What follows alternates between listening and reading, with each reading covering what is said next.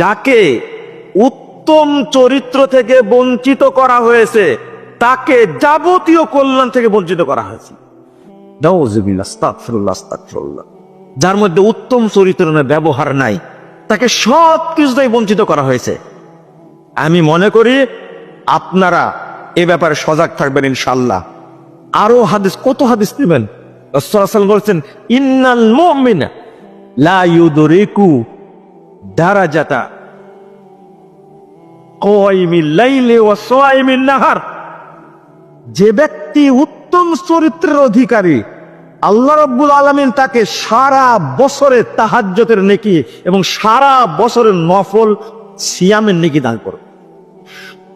শুধু চরিত্র বানাক। রাসূল সাল্লাল্লাহু আলাইহি ওয়াসাল্লাম বলছেন, মিজানে যত ইবাদত রাখা হবে তার মধ্যে সবচেয়ে ভারী হবে এই উত্তম চরিত্র ইবাদতটা, সবচেয়ে ভারী হবে। তাহাজ্জুদের নেকি অত ভারী হবে না, হজের নেকি অত ভারী হবে না।